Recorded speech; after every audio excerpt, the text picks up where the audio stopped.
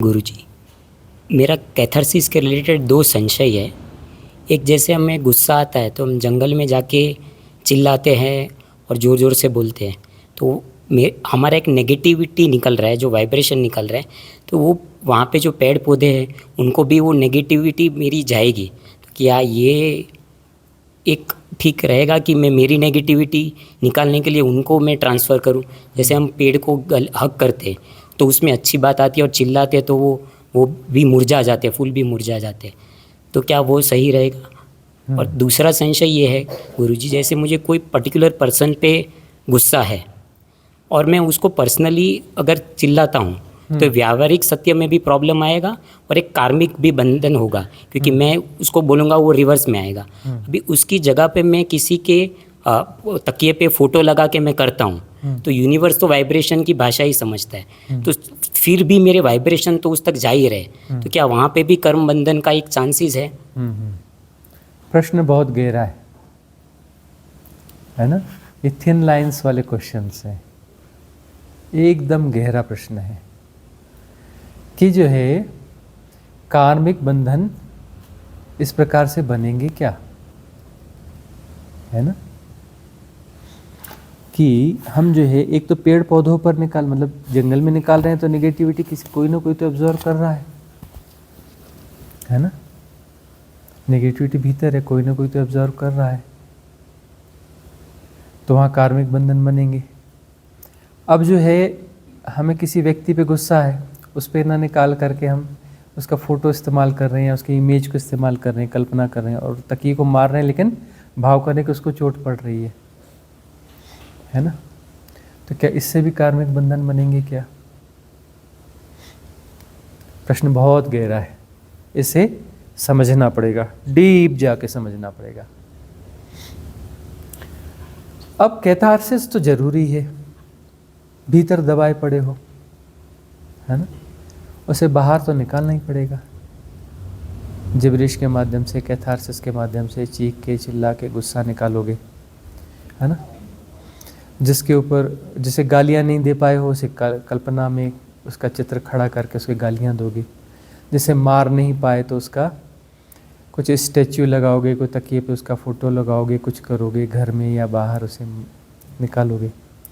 अब वो जो निगेटिव ऊर्जा निकलेगी उसका होगा क्या? निगेटिव ऊर्जा निकलेगी तो उसका होगा क्या? सबसे अच्छा तरीका है साधना से पहले प्रे करो अस्तित्व से कि यह जो नेगेटिव ऊर्जा है यह आप ग्रहण करो और इसका सदुपयोग कर लेना। इसका क्या कर लेना? सदुपयोग कर लेना, है ना? खाना बच जाता है, गाय का गोबर है, अरे किसी का भी मल है, खराब चीज़ है ना, इसका सदुपयोग हो सकता है कि नहीं हो सकता है?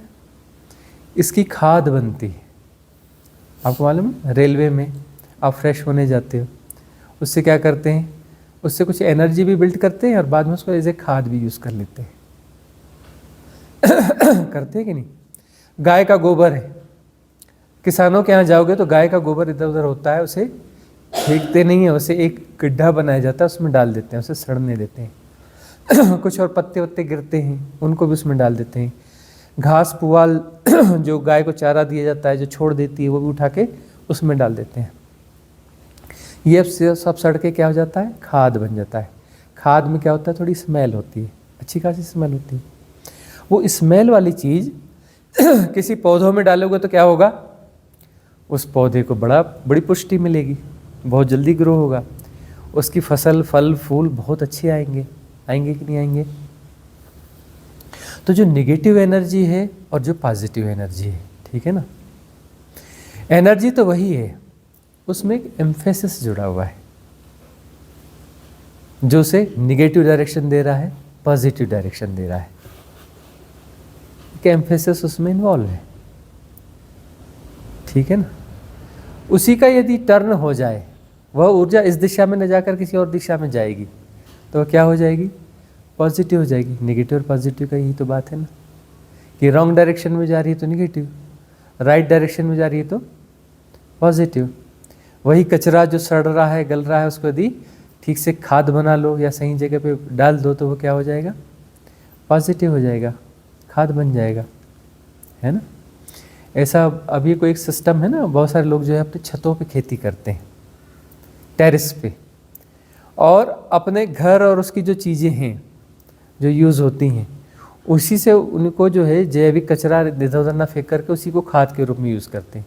पूरा साइकिल चलाते हैं, वहीं साइकिल चलाते रहते हैं, अपनी सब्जी भाजी बहुत सारी चीज़ें उगा लेते हैं और जो भी अपना जैविक कचरा होता है उससे अपना उसको वो कर लेते हैं, अपनी खेती वहीं से कर लेते हैं, बहुत थोड़ा बाहर से खरीदते हैं, है ना। और गाय वगैरह पाल लिए तो फिर तो उनका काम ही हो गया, एक आध गाय है तो वहीं से वहीं वो रिसाइकल कर लेते हैं। कोई एक लेडी है साउथ की ना, वो बहुत ज़्यादा कुछ यंग मतलब ओल्ड एज है, बहुत फिट है। वो क्या करती है, अपना इसी से ही जो वेस्ट है, जो जैविक वेस्ट है, इसी को जो है रिसाइकल करके अपना बहुत सारा कुछ कर लेती है। वो बाहर से बहुत कुछ खरीदती ही नहीं और दूसरों को भी सिखाती है। उसने कुछ छोटी छोटी मशीनें भी लगा रखी हैं, है ना, और बहुत कुछ करती है वह, जो सस्टेनेबल मॉडल वाली चीज़ें, रिन्यूएबल एनर्जी, ये वो करती है ना। कोई और मतलब ऐसा गृहिणी है और एक अपना शायद टीचर वगैरह हेडमास्टर रही है, ऐसा कुछ रिटायर हो गई, बच्चों को पढ़ाती भी है। और ये वाली शिक्षा के अलावा अच्छी शिक्षा भी देती है। अच्छी शिक्षा मतलब सस्टेनेबल मॉडल अच्छी शिक्षा है। अच्छी शिक्षा कौन सी होती है? जो सस्टेनेबल मॉडल की ओर प्रेरित करती है, मतलब जो प्रकृति और मनुष्य के बीच में तारतम्य बनाती है, संगीत बनाती है, हारमोनी बनाती है, वह शिक्षा कौन सी शिक्षा है? अच्छी शिक्षा है कि प्रकृति से जितना ज़रूरत है उतना ही लो और जितना लिया उससे थोड़ा ज़्यादा लौटा दो, उसको सहयोग करो। ये क्या है? सस्टेनेबल मॉडल है। ये पुराना जो है सनातन का मॉडल। वो क्या करते थे, वो जाया करते थे, जो वैद्य वगैरह है ना, वो जाया करते थे जड़ी बूटी लेने के लिए। तो वह आह्वान करके आते थे, देख समझ के आते थे कितनी है ना। वहाँ पर यदि 100 किलो है तो 50 किलो लेके आएगा, 10 किलो है तो फिर 4 ही किलो ले आएगा, और कम 1 किलो भर है तो एक मरीज की ज़रूरत हो तो एक ही मरीज के लिए आएगा। कुछ न कुछ वहाँ छोड़ के आएगा कि वापस बीज बनेगा। एक ही जगह छोड़ के नहीं आएगा। जहाँ 10 जड़ें निकलनी हैं वहाँ से में से 8 निकालेगा, और एकदम पास नहीं, अलग अलग निकालेगा। 2 छोड़ देगा, उधर छोड़ देगा, उधर छोड़ देगा, ताकि वो जड़ें वापस फैले, वापस पौधे बने। प्रकृति पर भरोसा उसे, एक तो प्रार्थना करके भी आएगा, फिर प्रे करके आएगा अस्तित्व से कि इसे वापस ग्रो कर देना, है ना। तो ये सस्टेनेबल मॉडल वाली बात है। तो वह जो भावना है ना, वो भावना बहुत काम करती है। सद्भावना, सद्भावना से जो है सृष्टि कैसी होती है? सुंदर होती है सद्भावना से। तो अब जो है सद्भावनाओं से बनना, वहाँ जाना कहीं पर जंगल में तो प्रणाम करना सबको। ऐसे है कि विज्ञान खो गया है ना। पहले जो है सनातनी लोग जो है कि सब पेड़ को प्रणाम कर लेते थे, जमीन को जहाँ साधना करो जमीन में ऐसे कर लेते थे, जमीन के पैर पड़ लिए, कहीं इसके पैर पड़ लिए, उसके पैर पड़ लिए। क्या था ये था ना, एक साइंस था ना कि सबको धन्यवाद देना कि भाई हम तुम्हारा यूज़ करें, धरती को प्रणाम कि तुम्हारे ऊपर चलते, सब यूज़ करते, खाते पीते रहते, सब तुम्हारे ऊपर ही है। हाँ, मल मूत्र का त्याग तुम्हारे ऊपर ही करते हैं। धरती को माँ उसके प्रणाम कर लिया, वायु देवता, अग्नि देवता, फलाना देवता, सबसे मिल रहा है, सबको धन्यवाद, सबको प्रणाम, पौधों को प्रणाम, पेड़ों को प्रणाम, इसको प्रणाम, जो आ जा रहा है सबको राम राम। गांव में जाओ, राम राम करते, पहली बार जा रहे हो, कोई नहीं पहचानता तुम्हें, कोई पहचानता ही नहीं।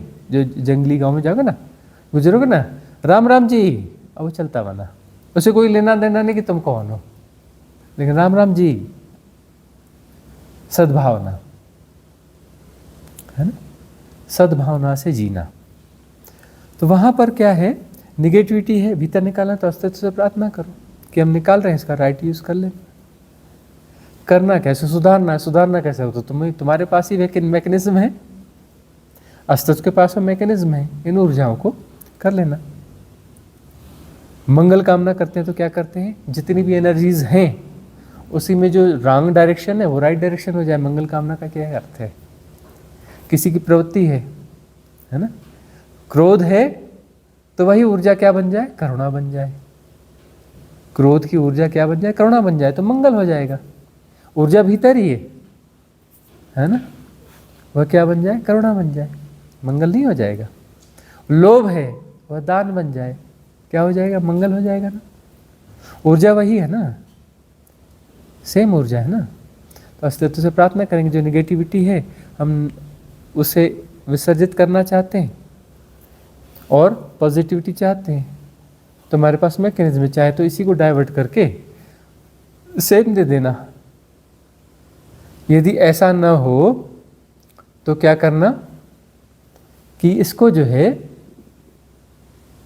अपने मैकेनिज्म से सुधार करके पॉजिटिव करके कि फिर अपने दूसरों को डिस्ट्रीब्यूट कर देना।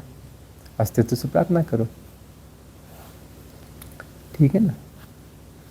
और यदि तुम प्रकृति के बीच में, पेड़ पौधों के बीच में, पेड़ पौधों को नुकसान नहीं पहुंचा रहे हो और कैथारसिस कर रहे हो, तो पेड़ पौधे जो है ना ऐसे अपना बचाव नहीं करते हो, तुम्हारी निगेटिव एनर्जीज को ऐसी शक कर लेते, अरे अरे दे दे दे दे तेरा कल्याण हो। उसके अंदर मैकेनिज्म है, वो प्रेम है। तुम रोगे चिल्लाओगे तो पेड़ पौधा अच्छी वाइब्स भेजेगा कि अरे इसे सपोर्ट हो। यदि तुम प्रेम से भरे हो, जंगलों के प्रेम में हो, प्रकृति के प्रेम में हो, है ना, उसके प्रेम में हो, धरती के प्रेम में हो, तो वो सब तुम्हें सपोर्ट करते हैं। कभी कोशिश करना किसी वृक्ष से दोस्ती करने की। हम जब बच्चे थे, स्कूल पढ़ते थे या कुछ करते थे, तो सारे प्रकृति से तो प्रेम था, लेकिन कुछ वृक्षों के साथ दोस्ती सी रहती थी। आते जाते हम सीधे नहीं जा सकते, वही दोस्त बीच में है, कैसे सीधे चले जाओगे, तो 2 मिनट उसके पास ठहरना ही पड़ेगा। तो पेड़ हमारा दोस्त है, फास्ट फ्रेंड है, तो 2 मिनट उसके पास ठहर जाएंगे, उसको हक करेंगे, उसके नीचे उसके पीछे उसे पीठ लगा के खड़े हो जाएंगे, थोड़ा सा आँख बंद कर लेंगे, है ना, ऐसा चलता था। तो पेड़ जो है, हवा न चल रही हो कोई बात नहीं, लेकिन हम उसके पास जाते थे तो हिलना चालू हो जाता था। बड़ा बड़ा वृक्ष, पत्ते थोड़े थोड़े हिलना चालू हो जाते थे, है ना, क्योंकि वो भाषा समझते हैं। तो अभी भी सालों का गैप हो गया, हम उधर जाएंगे ना तो हमें मित्रों की पहचान है अभी भी जाएंगे तो हम सीधे नहीं जा सकते, हमें वहाँ पर यदि पहुँच गए तो उसके पास 2-4 मिनट ठहरना ही पड़ेगा। मित्र है भी, मित्र से खड़ा है और उसके बाजू से गुजर जाओगे बगैर उसको हलो हाय की, है ना। तो पेड़ों में एक गजब की क्वालिटी होती है प्रकृति में ना, खासतौर में पेड़ों में, इसलिए वनों की साधना बड़ी अच्छी होती है ना। तब इस तरीके से यदि देखो तो हम पेड़ों को काट के करते क्या है, जिनकी जो हमें देता ही देता है, फल फूल, है ना, उसकी लकड़ी कोई गिर जाएगी तो वो भी काम आती है, सब कुछ काम आता है उसका, ऑक्सीजन दे रहा है और उसके साथ में पॉजिटिव एनर्जी दे रहा है। एक रेगिस्तान है और एक हरी भरी जगह है, कौन सी जगह अच्छी है, हरी भरी जगह अच्छी है। तो हरी भरी जगह जो है उसमें बहुत कुछ होता है, सिर्फ पेड़ के अलावा और बहुत कुछ होता है ना। वहाँ के जीवन की संरचना अलग होती है, वहाँ सब बसते हैं, पशु पक्षी सब बसते हैं, वहाँ अलग इकोलॉजी चैन बनती है, इकोलॉजी की अलग चैन बनती है ना, बड़ी समृद्ध चैन बनती है जहाँ पर जंगल है। तो प्रकृति को क्या कहा गया है, माँ कहा गया है, तो वो पालनहार है। जंगल में तुम रहोगे ना तो तुम्हें ऐसा लगे तुम मर जाओगे, ऐसा नहीं है, धीरे धीरे तुम्हें समझ आ जाएगी। बंदर रहते हैं ना, दूसरे जीव जंतु रहते हैं ना, वह तुम्हें पाल लेगी, प्रकृति तुम्हें पाल लेगी, उसमें भी कुछ न कुछ आहार तुम्हें मिल ही जाएगा। जिया करते थे पहले लोग, जो ट्राइब्स संस्कृति हैं, आदिवासी संस्कृति जो पहले की हैं, प्रकृति के बीच में जिया करती थी ना, प्रकृति पालनहार है ना। फसलें होती हैं, प्रकृति तो देती है ना, तुम्हारे आहार में बड़ा हिस्सा वही है।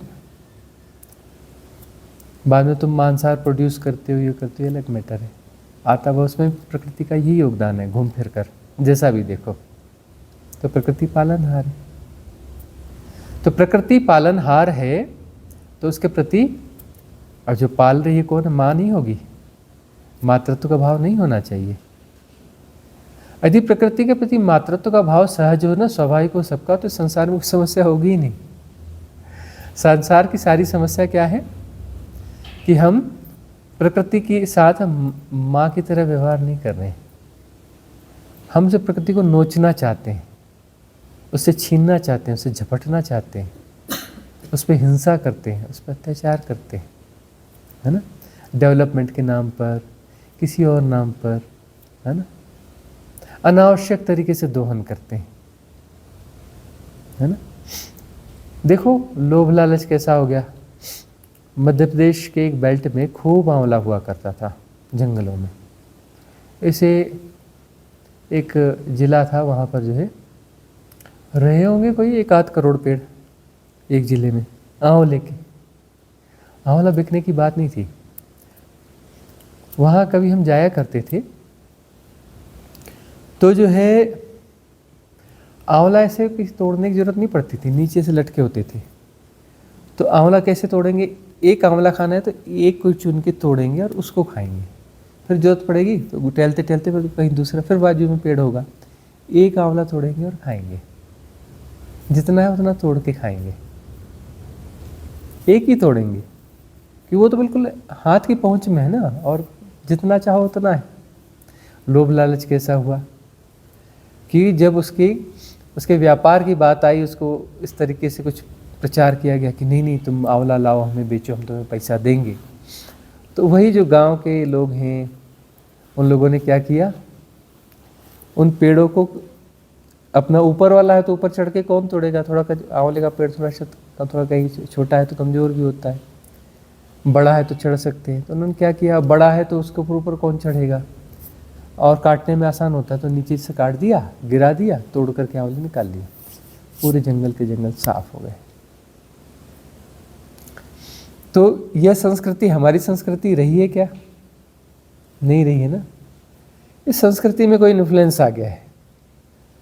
वह इन्फ्लुएंस गड़बड़ इन्फ्लुएंस है जो प्रकृति के साथ अत्याचार करता है, उसको नोचता है, उसका दोहन करता है। अब वो नोचने वाली प्रवृत्ति जो है वो साधना में जा सकती है क्या? नहीं जा सकती ना। पहले के ज़माने में प्रश्न उठता है कि ये अपना रिचुअल्स किया करते थे, पूजा किया करते, पहाड़ की पूजा, नदी की पूजा, इसकी पूजा, उसकी पूजा, यह वह। उसमें भी बहुत लोग जो है आध्यात्मिक ऊंचाइयों को पहुंच जाया करते थे। सिद्धियां बड़ी कॉमन रहीं हमारे पास, तो जो पूर्व उसके कारण हमारे पास आई थी। लेकिन हमने गांव में बड़े साधारण लोगों को, बहुत सारे लोगों को देखा जिनके पास बहुत सिद्धियां थी। हमारे फ्रेंड सर्कल में ऐसे गांव में आदिवासी और साधारण लोग, हम भी वैसे, हमें भी आदिवासी कह सकते हो, वैसा ही हमारा जीवन रहा है। तो जो है बहुतों के पास सिद्धियाँ हुआ करती थी, तो हम उनको समझाया भी किया करते थे अपने सर्कल के लोग, अरे ज़्यादा यूज़ मत किया करो इसका, इधर उधर फालतू यूज़ नहीं करना। कॉमन थी ना सिद्धियाँ, बहुतों के पास हुआ करती थी। तो उनको हम थोड़ा बोल दिए, समझाया करते थे, देखो इसका मिसयूज़ नहीं करना, देखो ऐसा नहीं करना, वैसा नहीं करना। हमने तो अपनी सिद्धियाँ विसर्जित कर दी थी बचपन में। हमें तो बहुत छोटी उम्र में थी सिद्धियाँ, 4-5 साल की उम्र में, तो वो तो विसर्जित कर दी थी। लेकिन बाकी लोग जो सिद्धियाँ थी उन्हें भी हम समझाया करते थे कि देखो मिसयूज़ नहीं करना।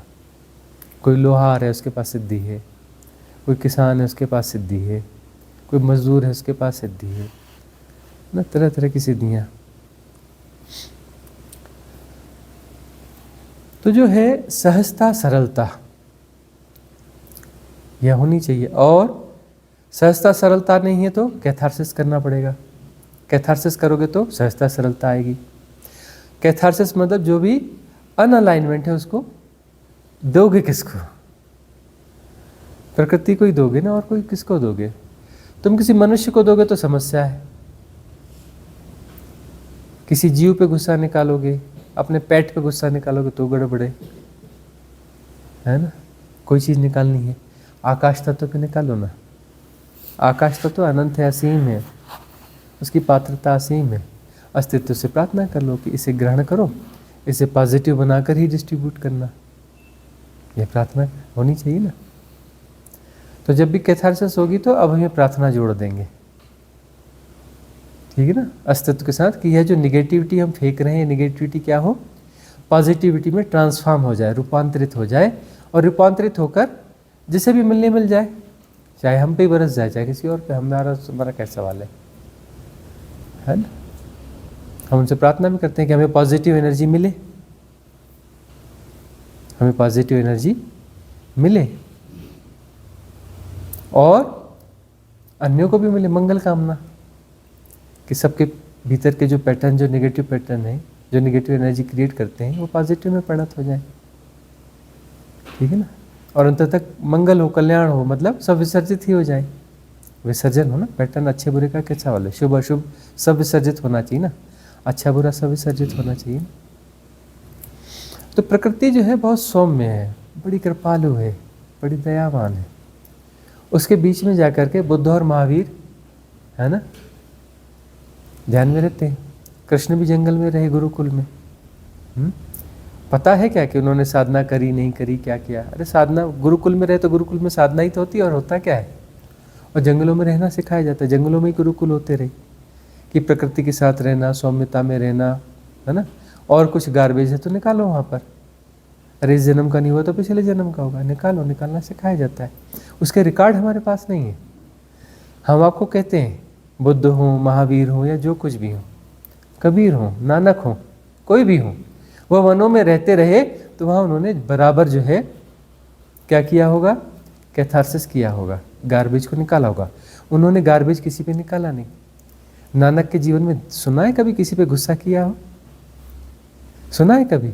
नहीं किया ना। वो अपना जंगलों में निकाल के आते रहेंगे। वो जंगलों के बड़े प्रेमी थे, अपने घर में भी रहा करते थे तो गायब,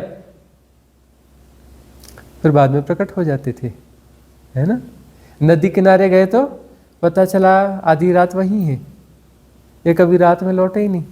जब उन्हें ज्ञान घटा तो 3 दिन गायब, 3 दिन मिले ही नहीं। 3 दिन जो है नानक मिले ही नहीं।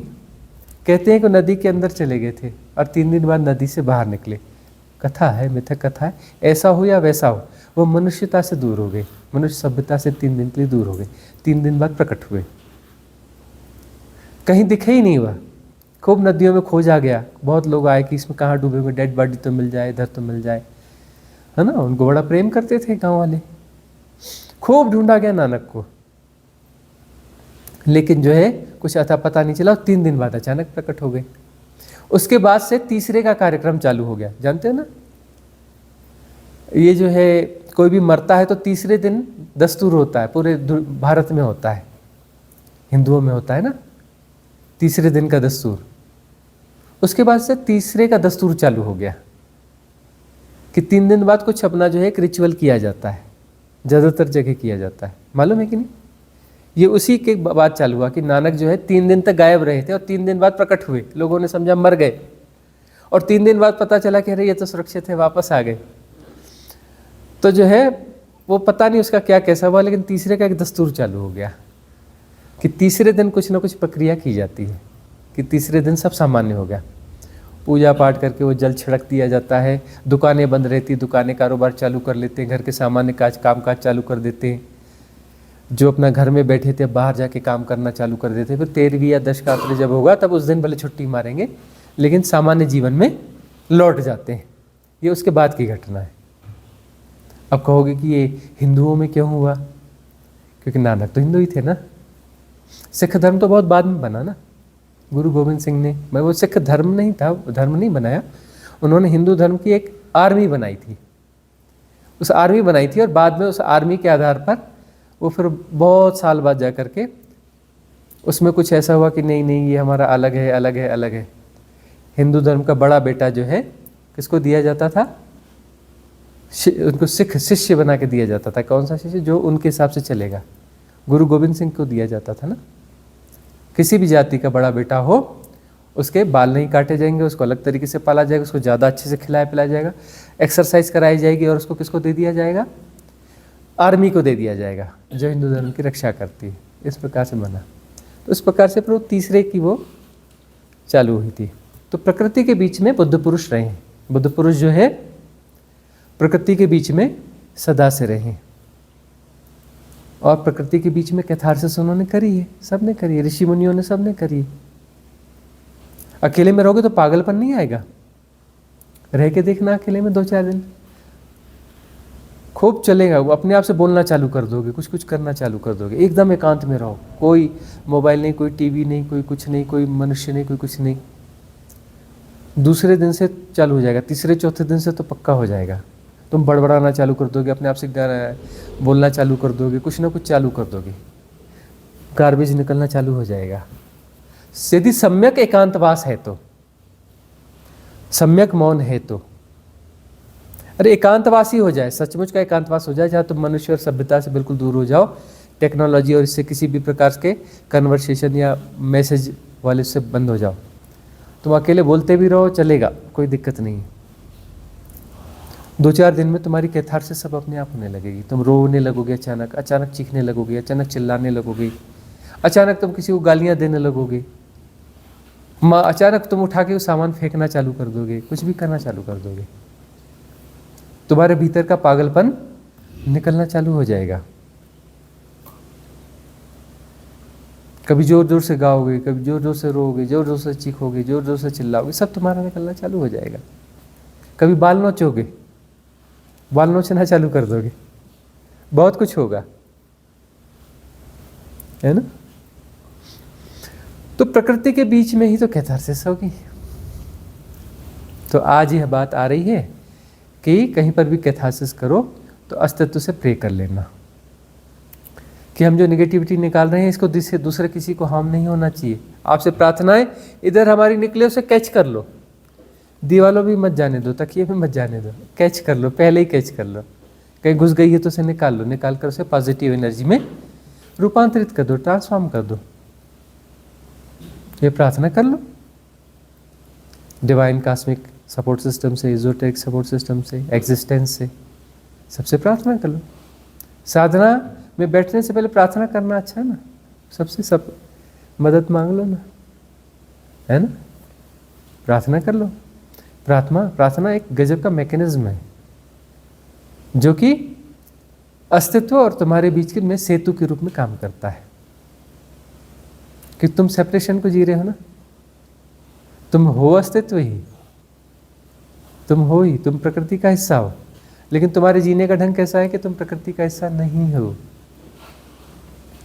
है ना, तुम अस्तित्व का हिस्सा नहीं हो, इसलिए तुम्हें प्रार्थना करनी पड़ेगी। अब ये ख्याल आ रहा है कि प्रकृति के बीच में करेंगे तो हम दूसरे पे हिंसा तो नहीं करेंगे, भावना बहुत अच्छी है, लेकिन हम प्रकृति का ही तो हिस्सा है। अपनी माँ की गोद में जा रहे हैं कि मम्मी ये प्रॉब्लम, माता जी ये प्रॉब्लम है, लेकिन बेटा कोई बात नहीं, ऐसा ऐसा कर ले, हम बैठी हूँ ना मैं तो निकाल बेटा, कैथारसिस कर, हम है ना, हम सब ठीक कर लेंगे, कर ले बेटा, है ना। माँ तो माँ है, माँ तो माँ है ना, उसे मातृत्व का गुण नहीं होगा। माँ तो तुम्हारे सब दुख दर्द को ले लेती है ना, खींच लेती है ना। वो कहती है कि मेरे बच्चे का दुख दर्द मेरे ऊपर आ जाए, मेरा बच्चा ठीक रहे, है ना। रेशमा बोलती है, मैंने कल्पना करी कि मेरी मृत्यु हो रही, चील कौवे मुझे खा रहे हैं, कोई दिक्कत नहीं, मजे से देखती रही। बाद में बेटे के लिए किया, मैं नहीं देख पाई, बाहर आ गई, हिल गई, अंदर से पूरी तरह से हिल गई, नहीं किया गया, नहीं किया गया, मेरा चलेगा। मैं अपनी उसमें कल्पना करूँ जैसे वो जो है ना पारसी लोग करते हैं, डेड बॉडी छोड़ देते हैं, इसने अपने उसमें एक विधि के तहत किया, भाव किया कि हम जिंदा ही हैं या जैसे भी हैं, चील कौवे वगैरह जो भी गिदड़ से सब नोच नोच के खा रहे हैं इस बॉडी को, ये मेरा होना है ना, तो उसमें किया इसने, तो उसमें कोई फ़र्क नहीं पड़ा इसको। वो एक फिल्म की तरह करती रही, उसको फ़र्क ही नहीं पड़ा, क्योंकि वो काम ही नहीं करी विधि ने, वो एक फिल्म की तरह किया, उससे कोई इसको बेनिफिट कुछ नहीं हुआ, उस विधि से इसको कोई फ़ायदा नहीं हुआ, क्योंकि उसको मज़े से देख रही है, क्या का फ़ायदा होगा, क्योंकि वो तो हुआ ही नहीं, वो तो किसी उसको वो अपना पता है कि कोई इमेजिनेशन है, वो कल्पना वाली कोई रेशमा है, मैं थोड़ी ना हूँ, उसको चील को भी खा रहे, वो कल्पना के खा रहे, मुझे क्या हो रहा है, उसका भी फायदा थोड़ी ना हुआ। बच्चे के साथ हुआ तो एसोसिएशन बहुत स्ट्रांग है ना, माँ वाला एसोसिएशन नहीं, बच्चे को कल्पना में भी कुछ नहीं होना चाहिए, असल में तो होना नहीं चाहिए, इमेजिनेशन में भी नहीं होना चाहिए, कुछ नहीं होना चाहिए। इसीलिए हमने कहा कि मेरे मेरे का जोड़ ज़्यादा खतरनाक है। पहले मेरे मेरे से मोह जो है वहाँ से विसर्जित होगा तो बात बनेगी। मेरे मेरे से मैं बनता है, ठीक है ना। मैं से ज़्यादा मेरे पे काम करना है, ठीक है ना। तो अस्तित्व से प्रार्थना। और माँ है, माँ के बीच में जाने में कैसा संकोच। अपनी समस्या माँ से ना कहोगे, किससे कहोगे, किससे कहोगे। अपनी समस्या लेके माँ के पास जाओगे ना, कोई बुराई नहीं है। अस्तित्व के पास जाओगे ना, कोई बुराई नहीं है। तो कैथारसिस को बाहर तो करना पड़ेगा। जुड़ा हुआ कुछ एक और पूछा था आपने ना, तकिए पे किसी का फोटो लगा के, हाँ फोटो लगा के दी। इमेज कर रहे हैं हम किसी की, कि हमने किसी का फोटो लगाया उस पर निकाल रहे हैं।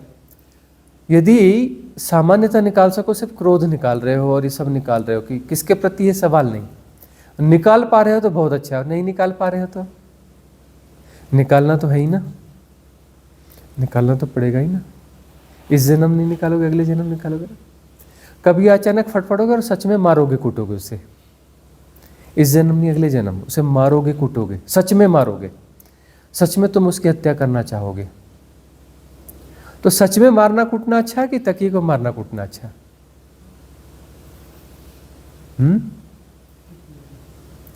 सच में मारना कूटना अच्छा कि तकिए को मारना कूटना अच्छा? तकिए को ना, फोटो को ही मारा ना। अस्तित्व से प्रार्थना कर लेना कि मुक्त करना, उसे परेशान मत करना। बाद में क्या करना, साधना के बाद मंगल कामना। मंगल कामना में किसकी मंगल कामना सबसे पहले करना? उसी की कर देना। हो गया ना बराबर। उसे सच में मारने वाले थे, कल्पना में मारा, अच्छा कि बुरा? अच्छा ना, कभी न कभी मारते उसे, तभी कर्म भोग कर्म प्रारब्ध कटता। हल्के में काटा ना, और उसके बाद में क्या कर लिया? मंगल कामना। मंगल कामना हृदय से करी। साधना के बाद जो उच्च अवस्था होती है, उच्च अवस्था में उसे मंगल कामना दे रहे हो, काम करेगी वह। उसकी हानि कितनी करी? इतनी सी, वह था ही नहीं वहाँ पे। लाभ कितना किया? इतना इतना नहीं, जितना फैला लो। मंगल कामना उतनी होती, पूरे हाथों में नहीं आएगी तुम्हारे। पूरे हाथ आकाश में उठा लो, पूरा आकाश समा जाएगा। मंगल कामना कितनी की? आकाश भर के, ठीक है ना। कोई बुराई है नहीं है ना। विधि तो करनी पड़ेगी ना, कर्म प्रारब्ध है उसको मिटाना ही पड़ेगा ना, किसी न किसी प्रकार से, ठीक है ना। रंजना के पास है क्वेश्चन करना है, जल्दी करना पड़ेगा, जोर से बोलो। प्रणाम स्वामी जी। सहज भाव और विवेक का क्या संपर्क है? क्या ये दो साथ साथ रह सकते हैं? सहज भाव और विवेक का आपस में क्या संबंध है, और ये क्या साथ में दोनों का घटना संभव है? दोनों की हैपनिंग साथ में संभव है? देखो, जहाँ सहजता है, सरलता है, विवेक वहीं पर होगा। सहजता में ही विवेक होता है, सहजता सरलता में ही विवेक होता है। जहाँ असहजता है वहाँ क्या होगा? असहजता क्यों हो रही है? क्योंकि कोई पैटर्न एक्टिवेट है, सबकॉन्शियस माइंड का कोई इन्फ्लुएंस काम कर रहा है। तो वहाँ काम कौन कर रहा है? कोई थर्ड पार्टी काम कर रही है ना। अब विवेक का मतलब है थर्ड पार्टी नहीं, हमारी इनर बीइंग, हमारी अंतर संवेदनाएं। विवेक क्या है? हमारी अंतर संवेदना, हमारे भीतर की वह स्थिति जो सहज है, जो गहराई में है, जो हमारा होना है, जो हमारी प्रज्ञा है, जो हमारी राइट अंडरस्टैंडिंग है ना। वह क्या है? विवेक है। विवेक सहजता में काम करेगा, असहजता में क्या काम करेगा? पैटर्न काम करेंगे, संस्कार काम करेंगे, है ना। जो संस्कार है, पैटर्न है, वह असहजता में काम करेंगे। तुम रेस्टलेस हो, कुछ हो, वहाँ पर क्या पैटर्न एक्टिवेट हो जाएंगे, वहाँ पर बेहोशी आ जाएगी। सहजता में क्या होता है? होश होता है ना। और विवेक होश का परिणाम है।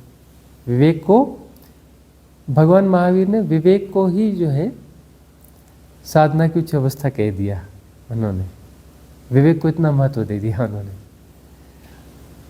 आत्मा कहते हैं ना, तो आत्मा को विवेक कहा करते थे भगवान महावीर। आत्मा को ही विवेक नाम दे दिया, क्योंकि वो तुम्हारा सहज होना है ना, तुम्हारा सहज होना ही तो आत्मा है। तुम सहज हो मतलब आत्मान हो, असहज हो मतलब इन्फ्लुएंसवान हो। इन्फ्लुएंस से ग्रसित हो ना, असहज हो मतलब इन्फ्लुएंसवान हो, और सहज हो मतलब आत्मवान हो। तुम इन्फ्लुएंस को जी रहे हो कि सहजता को जी रहे हो? तो ये कैसे हैं? साथ साथ है ना, साथ साथ। अगला प्रश्न रेशमा, ये है किसी का? है? हाँ, तो एक ले लो, उसके बाद में पीछे दे देना मीनाक्षी को। कम्युनिटी से सवाल है ये, एक मृग तृष्णा नाम नहीं दिया है उन्होंने। हाँ, यदि हम ऊर्जा स्वरूप है तो ऊर्जा कभी नष्ट होती नहीं, केवल ट्रांसफॉर्म होंगे किसी अन्य स्वरूप में, फिर मोक्ष क्या एक छलावा है? यदि हम ऊर्जा स्वरूप हैं तो क्या? तो कभी नष्ट होती नहीं। वो तो नष्ट होती ही नहीं है, ऊर्जा तो नष्ट होती नहीं, सिर्फ रूपांतरित होती है। तो मोक्ष का कोई छलावा है क्या? मोक्ष का कोई छलावा है क्या? गांठें हैं ना? गांठ है कि नहीं है? है। क्या बात करते हो जी? गांठ है तो है, उसको गांठ ही बोलते हैं। उसको छू के देखो, पता चलती है कि नहीं गांठ? एक धागे में गांठ लगा दो, एक रस्सी में गांठ लगा दो, आंखें बंद करके किसी को बोलो कि आंखें बंद व्यक्ति को बोलो इसमें छू के बताइए क्या है, बोलेगा गांठ है, ये देखो ये देखो ये गांठ है। पहचान जाएगा कि नहीं पहचान जाएगा? रस्सी और उसमें गांठ है, बोलेगा नहीं बोलेगा? गांठ है कि नहीं है? गांठ है ना? तो गांठ होने से रस्सी गायब हो गई क्या? रस्सी अपनी जगह है ना। जितनी बड़ी थी उतनी है कि कम हो गई? उतनी बड़ी है ना। उसमें कर्व आ गए लेकिन है तो उतनी बड़ी ना। लेकिन ऐसा लग रहा है कि उसकी नाप कम हो गई, कुछ कुछ हो गया, बड़े गुणा भाग आ गए। आ गए कि नहीं आ गए? अब क्या होगा? गांठ खोलनी पड़ती है, साधना करो, गांठ खोल दो। ऊर्जाएं जो है गांठ बन गई हैं। क्या बन गई? संस्कार बन गई। क्या बन गई? पैटर्न बन गई। क्या बन गई? फॉर्म ऑफ एनर्जी बन गई। एनर्जी कैसी होती है? सहज प्रवाह में होना चाहिए, लेकिन वो क्या हो गई? एक किसी फॉर्म में आ गई, पैटर्न में आ गई, है ना। एनर्जी को अपने सहज प्रवाह में होना चाहिए, गोल गोल घूमना चाहिए ना, चक्रीय गति करना चाहिए ना, अंडाकार गति जैसे करते हैं, जैसे ग्रह नक्षत्र तारे घूमते हैं, उनका अपना सर्किट होता है ना। सबका, हर चीज का सर्किट है ना। ऊर्जा का भी अपना सर्किट होता है ना, अपना सर्किट, उसको सर्किट पे घूमना चाहिए ना, उसका कोई ना कोई सर्किट होगा। तो सर्किट में तो वो नहीं है, वो कैसे हो गई? किसी फॉर्म में आ गई, किसी पैटर्न में आ गई, संस्कार बन गई। अब जो है इसे खोलना जरूरी है कि नहीं है? खोलना जरूरी है। बहुत सारी ऊर्जाएं गुत्थम गुत्था हो गई हैं, है ना। रस्सी का यूज नहीं हो रहा है, गांठे ही गांठे हो गई हैं, काम नहीं कर रही है रस्सी। रस्सी को बांध के कपड़े सुखाना था, उसमें गांठे ही गांठे, गांठे के ऊपर गांठ, गांठ के ऊपर गांठ, गांठ के वो तो गोला जैसी बन गई है। हाँ, उसको क्या करना है? सुलझाना है। सुलझाने से क्या होगा? रस्सी सीधी हो जाएगी। सीधी हो जाएगी तो क्या होगा? उसका उपयोग होने लगेगा। गांठें खुल गई तो मुक्ति हुई कि नहीं हुई? रस्सी वापस आ गई कि नहीं आई? आया क्या? जो था वही वापस आया, अलग से कुछ वापस नहीं आया। जो था वही वापस आया। ऊर्जा अपने मूल स्वरूप में आ गई। ऊर्जा क्या है? मूल स्वरूप में आ गई। मुक्ति किसी की हुई? किसकी हुई? किसी की नहीं हुई, और हो भी गई। समझ में आता है तो ठीक, नहीं आता है तो ठीक। मुक्ति हुई भी और नहीं भी हुई, मुक्त तो थी। ऊर्जाएं थी, इधर उधर गुथ गई थी, सुलझ गई। रस्सी तो थी, गांठें बंधी थी, खुल गई। तो मुक्ति तो हुई, गांठें नहीं है, गांठें नहीं, मुक्ति तो हो गई, मोक्ष हो गया, सहजता हो गई, सरलता हो गई, है ना। बात क्लियर हो गई कि कुछ उसमें पेच फंसा है? इसमें किसी का क्रॉस क्वेश्चन हो तो कर सकते हो। है किसी का क्रॉस क्वेश्चन? हाँ, तो इनको वहां तक पहुंचा कि नहीं पहुंचा? हमने कहा था कि मीनाक्षी तक पहुंच जाना चाहिए, अवेयरनेस। हाँ। मेरा क्वेश्चन यही था कि कैसे पता चलेगा कि कैथारसिस नहीं है, अभी कोई ज़रूरत नहीं है और क्लेंजिंग हो चुकी है। सो आपने बताया कि सरलता जब भी लाइफ में आ जाए तो वही है आंसर। कैसे पहचानेंगे कि जो क्लिनजिंग है वो कंप्लीट हो गई? कैसे पहचानेंगे कि अब साधना की जरूरत है नहीं, अब सुलझाने की जरूरत नहीं है, चीजें सुलझ गई हैं? कैसे पहचानेंगे?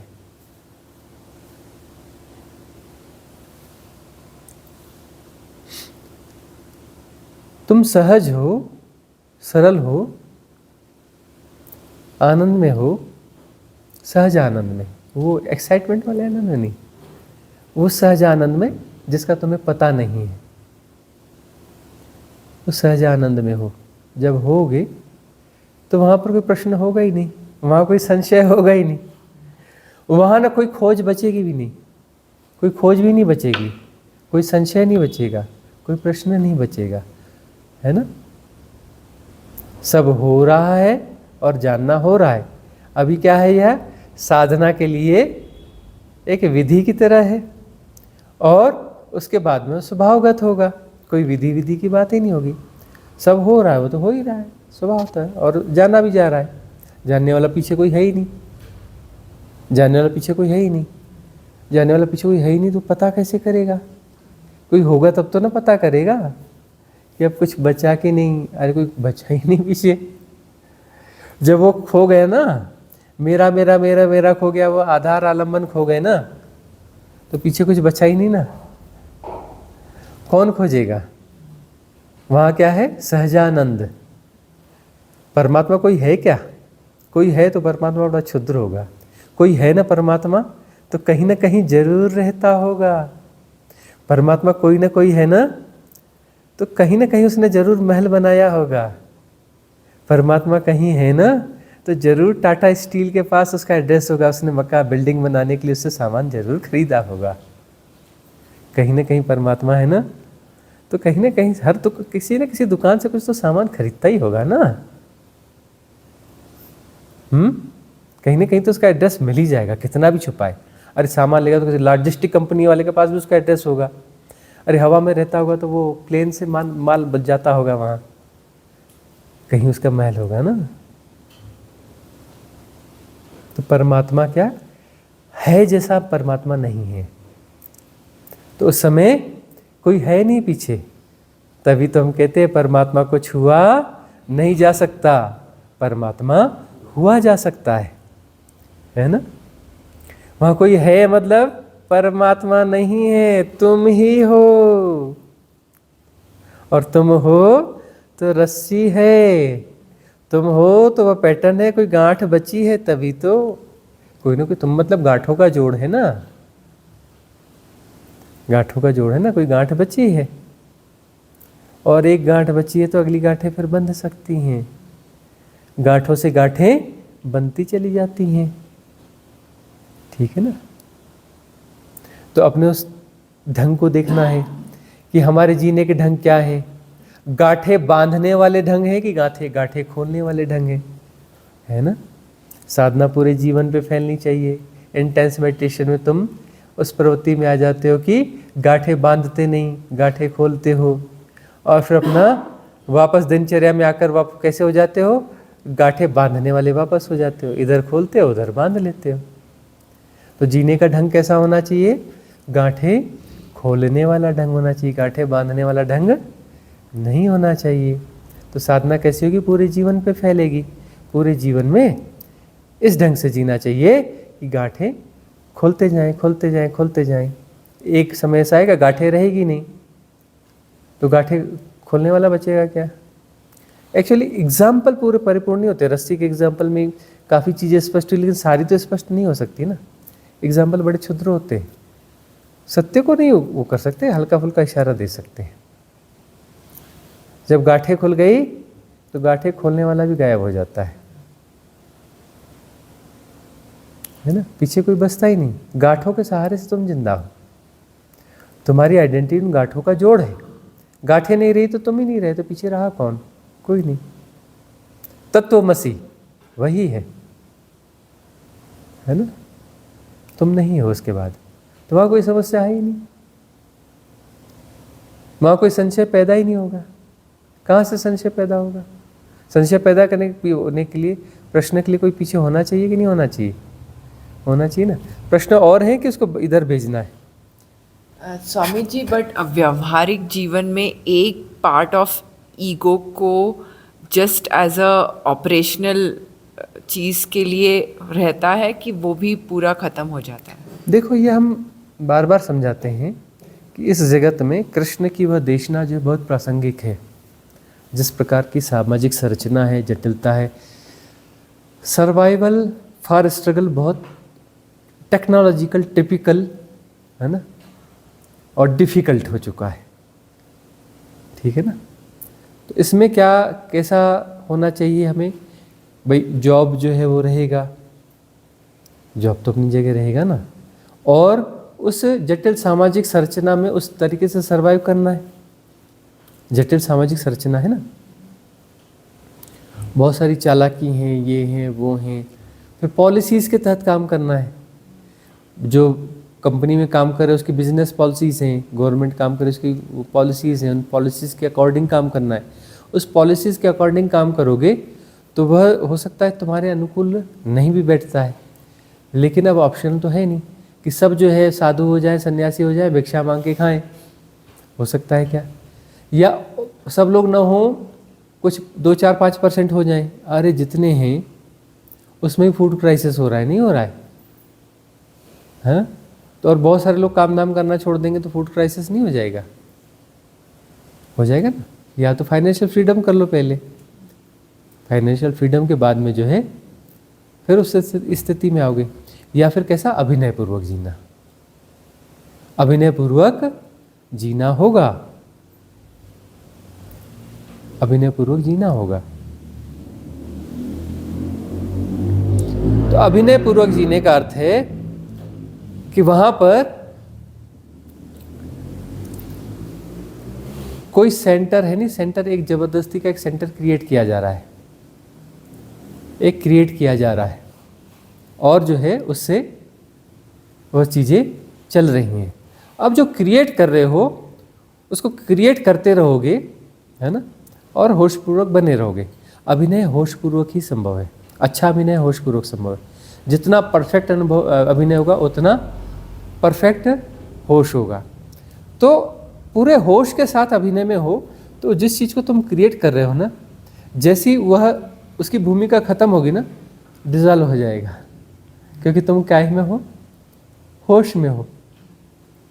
अब जब जो है जिस चीज़ की जरूरत है उसको तुम यूज़ करोगे, तब मन चलता नहीं है, लेकिन मन का प्रयोग तो होगा ना, एज ए टूल, है ना, as a mechanical system use करोगे ना।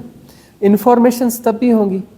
ऑफिस में जाओगे, इन्फॉर्मेशंस जो है उसका आध्यात्मिक मूल कुछ नहीं है, लेकिन क्या करोगे?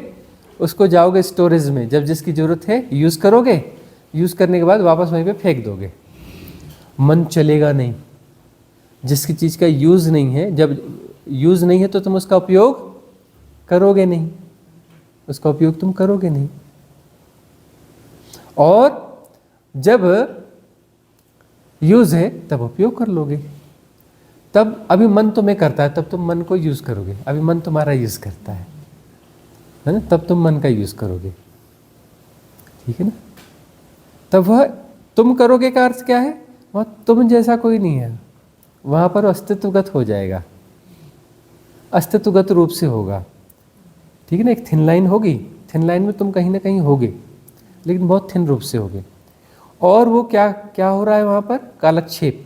कालक्षेप का मतलब क्या है जो बचे हुए कर्म प्रारब्ध हैं वह अभिनय पूर्वक निपटाए जा रहे हैं। जो अतिशेष कर्म प्रारब्ध हैं जिनके कारण शरीर में टिकाव बना हुआ है, जोड़ बना हुआ है, शरीर को थोड़ा और कैरी करना है ना, तो वह अभिनय पूर्वक उन कर्म बंधनों से मुक्ति होती चली जाएगी। ठीक है ना। थिन कर्म बंधन बुद्ध और महावीर को भी बना दिए जाते हैं, है ना। ऐसे बना दिए जाते हैं, हो गया केवल, हो गया निर्वाण, हो गया बच्चू काम कर। 40 साल उम्र है, 40 साल और काम कर, डिलीवरी दे, है ना, डिलीवरी देनी पड़ेगी। अस्तित्व कहता है अभिनय पूर्वक डिलीवरी कैसे देगा, सदगुरु की भूमिका कैसे निभा रहे हैं, अभिनय पूर्वक। कैसे निभा रहे हैं, अभिनय पूर्वक। जानते हैं कि मैं कोई सदगुरु अधूरु थोड़े ना, मैं कुछ हूँ ही नहीं, मैं ही नहीं है, न हूँ है, न है, न सदगुरु है।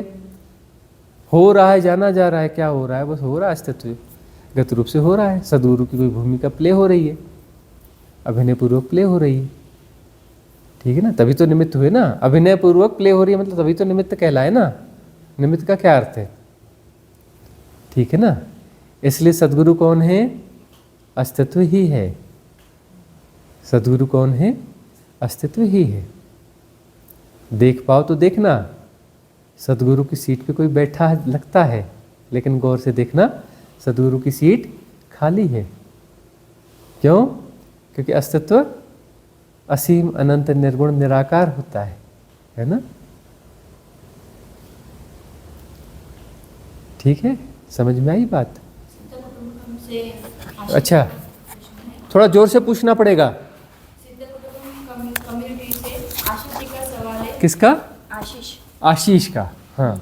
ब्लैक होल में एक बार ऊर्जा शून्य होने के बाद फिर से विस्फोट या बिग बैंग कैसे निर्माण होता है? ब्लैक होल में ऊर्जाओं के एक शून्य होने के बाद शून्य, हाँ। फिर से विस्फोट या बिग बैंग कैसे निर्माण होता हाँ, है? फिर से उसमें बिग बैंग होगा, कैसे हो जाता है? ब्लैक होल का मतलब वहां पर क्या है, कोई महाशून्य घटा है। महाशून्य घटा है तो ब्लैक होल निर्मित होने के पहले की प्रक्रिया क्या है? उसमें जहाँ ब्लैक होल निर्मित हो रहा है, कोई बड़ा सूर्य है जो कि शांत हो गया, अब वो जो है उसमें ऊर्जाएं निकलनी बंद हो गई। अब वो क्या करेगा, अब वो ब्लैक होल बनेगा और वो क्या करेगा कि मैग्नेट की तरह काम करेगा। वो खींचना चालू करेगा ना, पहले तो खींचेगा। आसपास के ग्रह नक्षत्र तारे हैं, दूसरे सबको खींच खींच के अंदर घुसाते जाएगा। अब जो उसका द्रव्यमान है, जितने उसकी जो सराउंडिंग्स है, क्षेत्र है, उसका जो द्रव्यमान है, उस द्रव्यमान के हिसाब से वह तो अपने से असंख्य गुना द्रव्यमान की चीज़ों को खा रहा है और फैल भी नहीं रहा है। वो फैल भी नहीं रहा है। अब एक बोलो, एक चीटा है, बोले कितने का है वो, 2 ग्राम का चीटा है, और बोले 10 किलो क्या अनाज 10 किलो खाना खा रहा है। 2 ग्राम का चीटा 10 किलोग्राम अनाज खा रहा है। ये कैसे संभव है ना? ये तो ऐसे संभव नहीं है, लेकिन उसमें होता है। उसमें क्या होता है कि वो उसे खा रहा है। उसे खा रहा है तो उसमें क्या होता है, तुम्हें पता है? जो ऑर्बिट्स होते हैं, एटॉमिक जो मॉलिक्यूलर स्ट्रक्चर होता है ना, और उसमें ऑर्बिट्स होते हैं जिसमें इलेक्ट्रॉन मूव करता है, और उसके जो नाभिक होता है, प्रोटॉन्स न्यूट्रॉन्स जहाँ पे होते हैं, तो उनके बीच में बड़ा गैप होता है ना।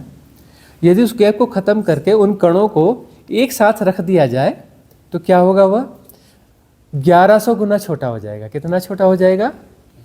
1100 गुना उसका क्षेत्रफल कम हो जाएगा। द्रव्यमान वही रहेगा, उसका द्रव्यमान उतना ही रहेगा, और उसका क्षेत्र कितना हो जाएगा? 1100 गुना छोटा हो जाएगा। ठीक है ना। मतलब तुम कुतुब मीनार को यदि उसके बीच के आणविक स्ट्रक्चर के जो गैप है, स्पेस है, उस स्पेस को ख़त्म कर दो, सबको एक साथ कर दो, तो कुतुब मीनार को तुम जेब में रख के घूम सकते हो। कुतुब मीनार को तुम जेब में रख के घूम सकते हो। ठीक है ना। तो उसमें क्या रहा है, वो उसे खा रहा है इन द सेंस उसके बीच में जो स्पेस है उस स्पेस को खा रहा है, स्पेस को वो खा रहा है, ठीक है ना, उसे संघनित करते जा रहा है। और बड़ी प्रक्रिया होगी तो वो मॉलिक्यूलर स्ट्रक्चर क्या है, अंततः वाइब्रेशंस तो है ना, तो उसके अंदर तो बड़े चमत्कार हो रहे होंगे भाई। कोई एक चीज़ वाइब्रेट हो रही है, उसी साइकिल में अन्य वो जो छल्ले हैं, बहुत सारे छल्लों को आपस में जोड़ते जाओ, जुड़ते चले जाएंगे छल्ले। छल्ले क्या है, आपस में जुड़ते चले जाएंगे, तो फिर उसका और संघनन संभव है ना, और संघनन हो जाएगा ना, इतने से और संघनन संभव है ना, मतलब उसमें और माल आ सकता है ना, और खुराक खाई जा सकती है ना, खाएगा, ठीक है ना। और वो खाने वाली खुराक, वो जो प्रोसेस जब कंप्लीट हो जाएगी, ठीक है ना, तो वो जब अपना उसकी प्रक्रिया चलती रहेगी। संघनन जब बहुत ज़्यादा हो जाएगा तो एक स्टेज पे जाकर के वह क्या होगा, वापस विस्फोट होगा तो फिर वही बिग बैंग की प्रक्रिया, फिर फैलने की प्रक्रिया है ना। उसको क्या कहते हैं, नया ब्रह्म जन्मा। क्या बोलते हैं उसको, नया ब्रह्म जन्मा। ब्रह्म का मतलब क्या होता है, द एक्सपाउंडिंग यूनिवर्स, फैलता हुआ विश्व, ठीक है ना। ब्रह्म हो गया, उसके पहले क्या हो गया था, शिव हो गया था, है ना। सब समेट रहा था, खा रहा था, मिटा रहा था, वह क्या हो गया, शिव। तो शिव मतलब वो शिव तत्व अलग बात है ना। वो शिव की एक प्रक्रिया जो सिंबॉलिक ली गई है, वहाँ वह सृष्टि को विनष्ट कर रहा था, खा रहा था, हजम कर रहा था, और उसके बाद में फिर विस्फोट हो गया। विस्फोट का मतलब फिर से ब्रह्म का जन्म हुआ। इस प्रकार से यह प्रक्रिया चलती है, और ऐसी प्रक्रिया जो है सतत चलती है। ऐसा नहीं है कि ऐसा कभी कभी होता है। इस अनंत सृष्टि में, इस इनफाइनाइट वैक्यूमनेस में जो सृष्टि कार्यरत है, जो अनंत रूप से जो प्रसारित है, इसमें यह घटना प्रतिक्षण अनंत बार होती है। कोई एक बार, एक सेकंड में 100 बार, 1 लाख बार, 1 करोड़ बार, 1 अरब बार रहती है, ऐसे नहीं। ऐसे ब्रह्म अनंत ब्रह्म जन्मते हैं प्रति क्षण, और ऐसे अनंत ब्रह्म जो है विसर्जित हो जाते हैं प्रति क्षण, है ना। और ये बड़ा सामंजस्य है भाई, खेल जो चलता रहता है, इसमें बड़ा सामंजस्य है, बड़ा संतुलन है, महान संतुलन है, महासंतुलन है ना। इस प्रकार से सृष्टि काम करती रहती है। ठीक है, अगला कोई प्रश्न है? हाँ। एक प्रश्न और ले लें। सिद्ध कुटुंबकम कम्युनिटी से मनीष खरब पूछते हैं, मनीषा खरब पूछते हैं, प्रणाम स्वामी जी। जब कभी मुझे कोई इच्छा या वासना जगती है तो मुझे सिकंदर के खाली हाथ याद आते हैं, बार बार याद आते हैं, और वह कामना पर प्रश्न चिन्ह लगा जाते हैं। कृपया इस पर थोड़ा बहुत प्रकाश डालें। मनीषा, तुम्हारे जीवन में ये बड़ी अच्छी घटना घटी है। कई बार जो कथा कहानियाँ, उपमाएं दी जाती हैं ना, इसलिए दी जाती हैं कि तुम्हारे भीतर जाकर के क्या बन जाए, एंटीवायरस बन जाए। तुम्हारे भीतर जाकर के क्या बन जाए, वह एंटीवायरस बन जाए। और यह काम घटित हुआ है। उस कथा ने तुम्हें इतना इम्प्रेस कर लिया है कि जो कामना है, कामना को तोड़ने के लिए वायरस सक्रिय हो गया। यह वायरस जो है कामना को तोड़ने के लिए सक्रिय हो गया, एंटीवायरस। कामना भी क्या है, वायरस ही है ना। कामना भी क्या है, वायरस है। अब वह वायरस जो है तुम में राग पैदा करता है, तुम में राग पैदा करता है।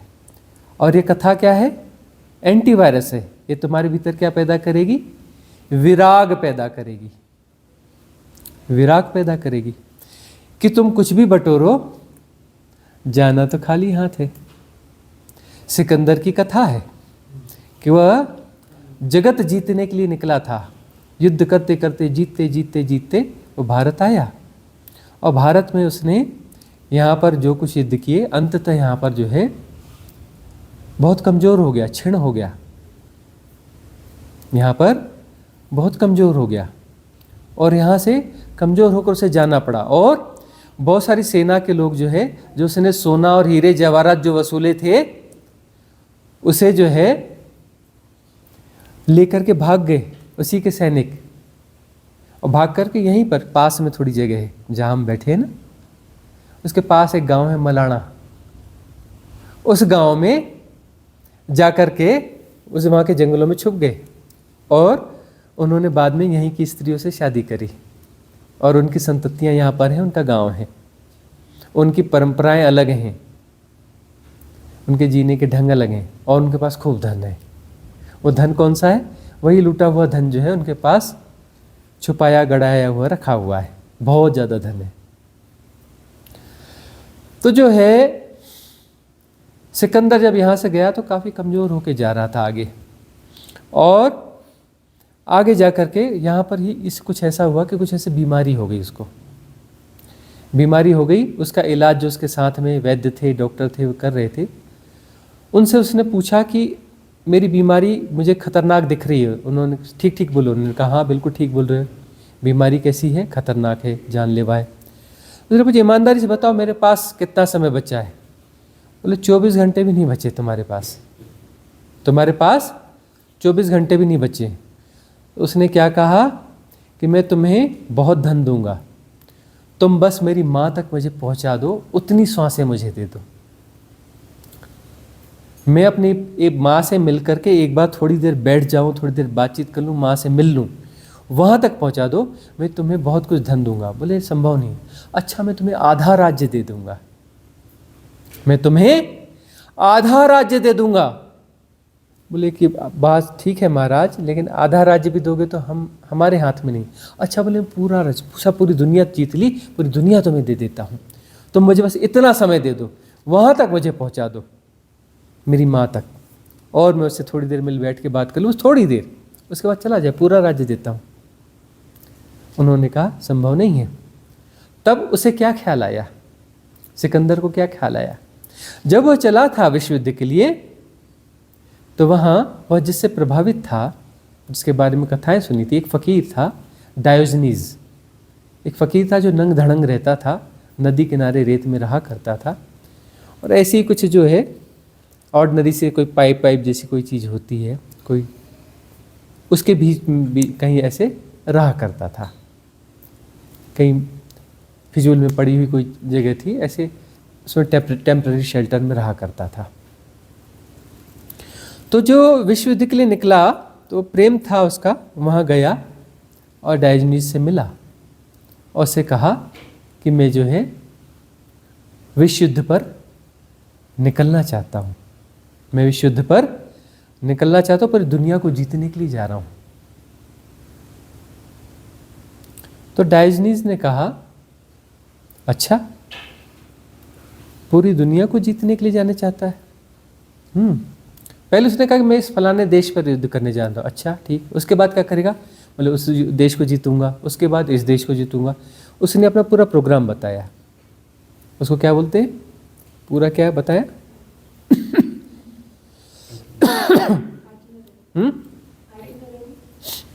वो सब उसने बताया।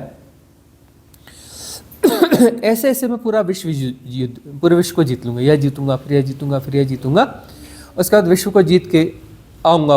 उसके बाद कह रहे वापस आ जाओगे? अच्छा वापस आ जाओगे। वापस कहाँ आओगे? बोले यहीं आओगे, इसी महल में रहोगे। अच्छा अच्छा इसी महल में रहोगे। उसके बाद क्या करोगे? उसके बाद क्या करोगे? तो उसने कहा उसके बाद मैं आराम करूंगा। तो डायोजनीस ने कहा बेवकूफ, गधे, देख मैं क्या कर रहा हूं। वह रेत में बैठा हुआ था, सुबह की सुहानी धूप जो है उसका आनंद ले रहा था, नंग धड़ंग आराम से लेटा हुआ था। मैं क्या कर रहा हूं? बोले आप आराम कर रहे हो। अरे बेवकूफ, आराम करना है बाजू में लेट जा। इतना चक्कर करेगा सालों तक, लौटेगा नहीं लौटेगा उसकी गारंटी नहीं। हाँ उसके बाद तू आराम करेगा। बेवकूफ, देख कितनी मखमली रेत है, कितनी शानदार रेत है, कितनी सुहानी धूप वो है, सुबह है, हाँ कितनी प्यारी धूप है। और पागल तो इतने गोल्डन क्षणों को छोड़ करके युद्ध के लिए जा रहा है। इतनी सुहानी सुबह, इतना आनंद, इतना सब कुछ, रहने के लिए घर है, बोले हाँ महल है, धन है, बोले खर्च कर पाएगा इतना धन, बोले नहीं कर सकता, महल में तो बहुत धन है। किसके लिए, क्यों, जीत के क्या कर लेगा? और तू हट के खड़ा हो, देखता नहीं बेवकूफ, धूप आ रही कितनी प्यारी, तू ऐसे खड़ा है, तेरी छांव मेरे ऊपर आ रही है, तू पागल है, पागल रहे, तू मेरी धूप काहे खा रहा है? तू किसी से क्या कर रहा है, तू जान, किसी की धूप क्यों छीनता है? हट के खड़ा हो बाजू में। उसे हट के खड़ा कर दिया। होश कर, होश कर।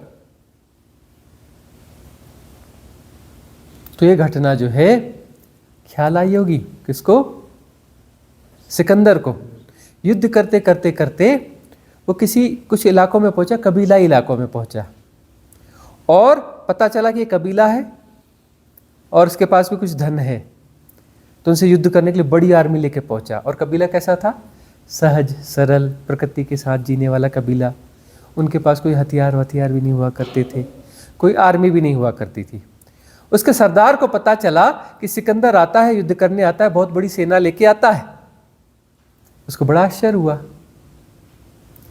युद्ध करने आता है, युद्ध का मतलब क्या? अच्छा ऐसा वो हमको कुछ छीनेगा, कुछ करेगा शायद, ऐसा उसको समझाएगा कि ऐसा होता है।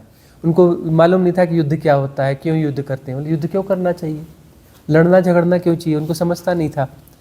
तो धीरे धीरे उसके आने के पहले वो चीज़ें उन्होंने डिस्कस करी, किसी इधर उधर वाले को बुलाया, समझा, बोले अच्छा युद्ध ऐसा होता है, वो में मारेंगे, छीनेंगे। तो वह जो सहज व्यक्ति था, कबीले का सरदार, उसने कुछ योजना बनाई, और जहाँ से वह आने वाला था, पूरे कबीले के साथ वहाँ पहुँच गया। फूल वूल लेकर के पहुँचा, गाजे बाजे लेके पहुँचे, अपना जो बजाते थे, नाचते थे। जब वो आया तो गाजे बजाने लगे, आया तो उसके ऊपर फूल फेंकने लगे, और वो तलवार लेके आया था कि इनको मैं काटूंगा, और देखा वो गाना बजा रहे हैं, नाच रहे हैं, और उसके ऊपर फूल फेंक रहे हैं, उसका स्वागत कर रहे हैं।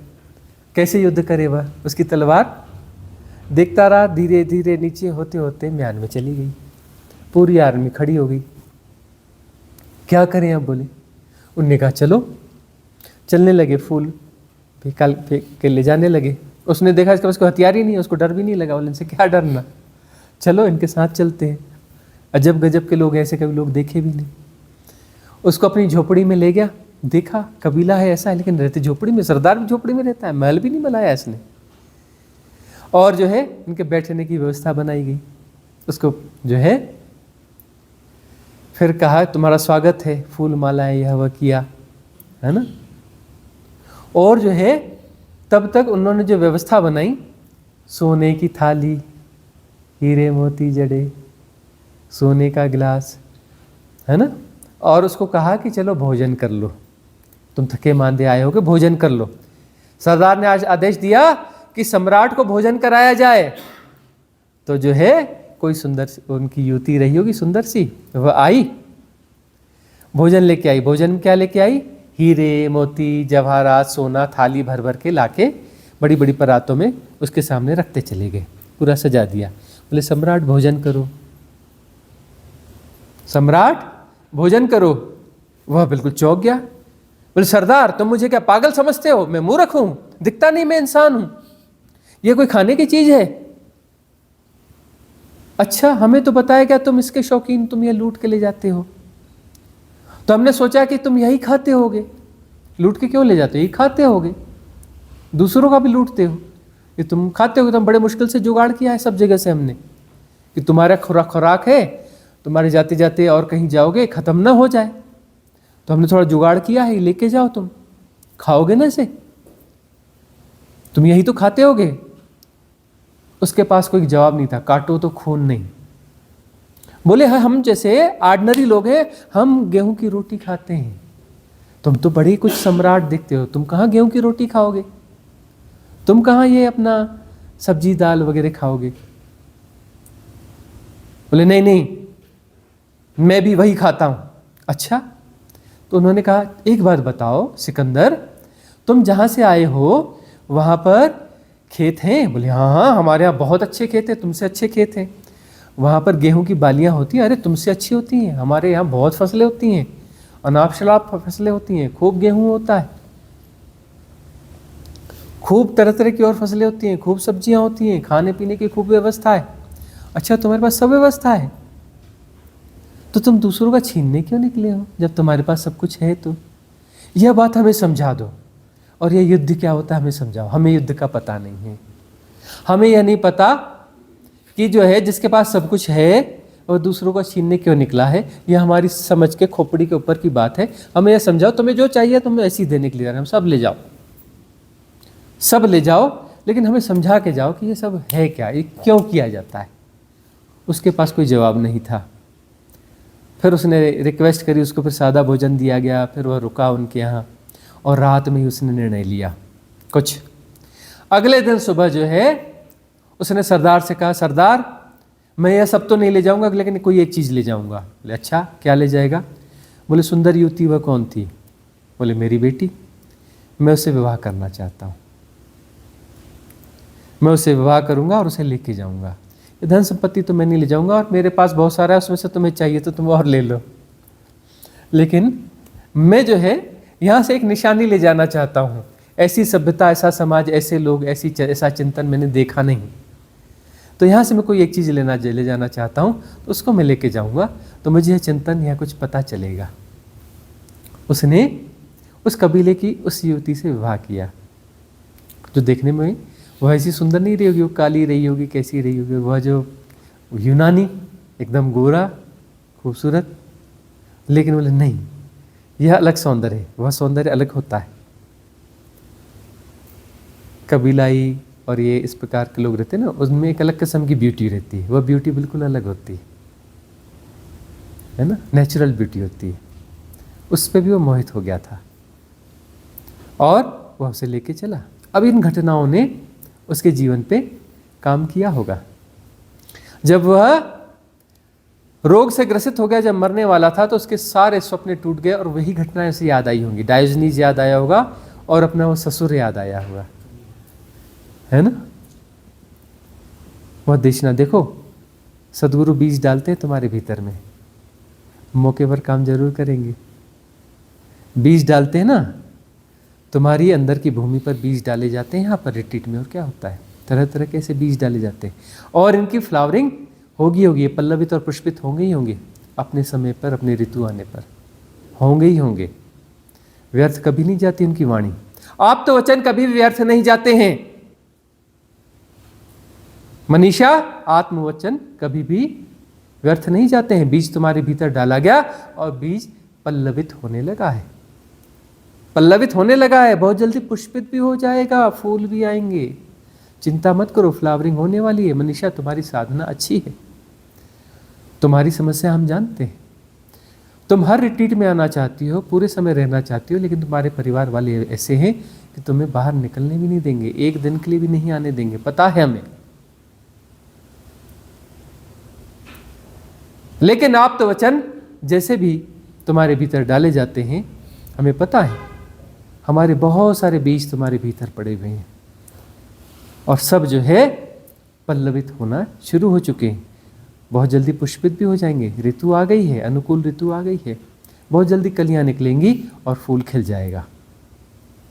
बहुत अच्छा हो रहा है, शुभ हो रहा है मनीषा। यह सब तुम्हारे अंदर राग नहीं बचा, विराग हो गया है, वैराग्य जागने लगा है। बहुत जल्दी तुम वीतराग हो जाओगी, आत्मबोध को उपलब्ध हो जाओगी। कैवल्य और निर्माण तुम्हारी नियति है, इसी जन्म में, इसी जन्म में तुम्हारी नियति है, होना है। तुम्हारा रेजोनेंस पूरा है, हमें पता है, तुम्हारा समर्पण घट गया है। अब जो है दिल्ली दूर नहीं है, तुम्हारी फ्लावरिंग करीब करीब है। हमारी आशीष, हमारी शुभकामनाएं तुम्हारे साथ हैं। तो आज की यह सभा यहाँ समाप्त करेंगे और उसके पहले मंगल कामना करेंगे, ठीक है ना। हाथ जोड़ लें, पूरे अस्तित्व के प्रति मंगल कामना से भर जाएं। भवतु सब मंगलम भवतु सब मंगलम भवतु सब मंगलम।